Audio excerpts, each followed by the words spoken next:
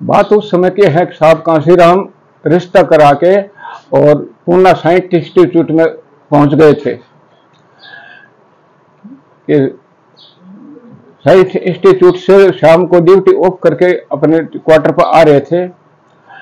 गाड़ी में ड्राइवर गाड़ी चला रहे थे, साहब साथ में बैठे थे कि रास्ते में एक जगह ऐसे आगे रेलवे लाइन पर फाटक बंद हो गई और फाटक बंद हो गई तो उस साहब कांशीराम ने सोचा कि देखा कि फाटक के पास में कुछ महिलाएं 15-20 महिला खड़ी थी जो अपने हाथ में दीपक मोमबत्ती वगैरह लिए खड़ी थी।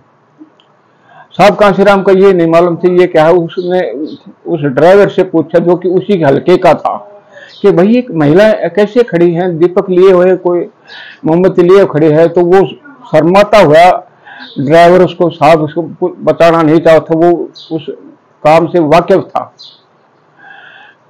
साहब कांशीराम से वो कहने लगा जी अपनी गाड़ी आने वाली है, चल पड़ेंगे अभी। फिर साहब ने 2 बार ये बात कहा, फिर भी उसने अनसुनी कर दी। फिर तीसरी बार साहब कांशीराम ने खिड़की खोल के निकल लिए आगे। तो साहब कांशीराम बहुत ही हैंडसम थे, बड़े ठाडे तगड़े गोरे चिट्टे थे, अंग्रेज जैसा रंग रूप था।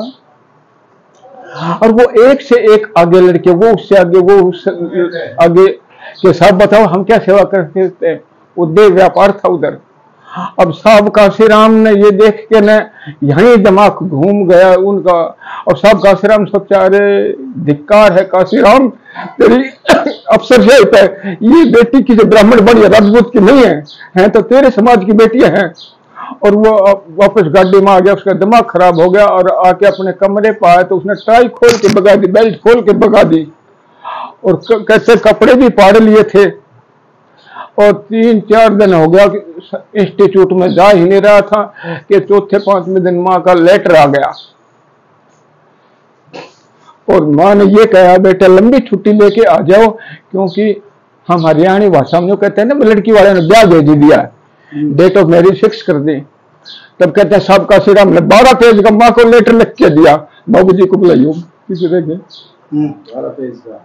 12 पेज का लेटर लिखा और लेटर में न्यू कहा मास्टर जी, लेटर में न्यू कहा जी माता जी को मत शादी का जिक्र करे, सुन मेरी माता करके ध्यान, अब सोती कौम जगानी होगी जब लग रहेंगे घट में प्राण। देख गरीबी की बुरी मिसाल, खारी से एक ठेस मने, खोल बगा दी टाई और बेल्ट सादा रखना वेश मने, जब लगना अपनी सरकार बना दूं, जब जन्मभूमि में ना करना प्रवेश मनर, इस कोने से उस कोने भारती करनी माता जी रेस मन, याहे रटन हमेश मन, होना बहुजन पे कुर्बान, छोटी कौम जगानी होगी जब लग रहेंगे घट में प्राण। और यूं कहने लगा ना धनमाया के भरू खजाने, ना दौलत से प्रीत मेरी, समाज लगाऊं अंधकार भगाऊं, यह माता नीत मेरी, ईब हटाए नहीं हटूंगा चाहे जिंदगी जाइयो बीत मेरी, या बहुजन फौज करे मौज माँ उस दिन होगी जीत मेरी।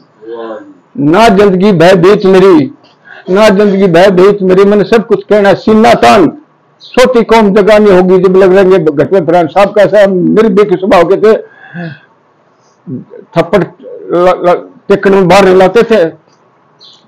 अरने बोला माता जी अब मेरे माथे पर आप शेरा नहीं देखोगे।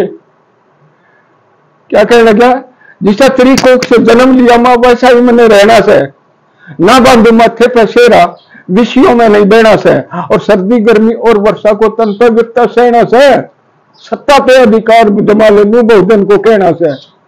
अब उस मंत्र को लेना से कौन से को, अब उस मंत्र को लेना से जो देगे बाबा भीम महान, छोटी कौम जगानी होगी जब लग रहे घट में प्राण। हर बोले माँ ये तो मैंने केवल अपना बच्चा मत समझे, मैंने देश का अर्पण कर दे। कैसे रे भगवान मेरी महात्मा, तू मैंने देश का अर्पण कर दे, इस बहुजन की सेवा कर दूं माँ, इसी भावना भर दे, त्याग वैराग लगन की गठड़ी बांध के सर पर धर दे, चाहिए आशीर्वाद तेरा मन जाना सचो कर दे। और हम उन महापुरुषों से नहीं बिसरते, हम उन महापुरुषों से नहीं बच सकते, सदा गावे उनका गुणगान, होती कौन जगानी होगी जब लग रहेंगे घट में प्राण। ऐसा माता जी को 12 पेज का लेटर साहब काशीराम ने लिख के दे दिया।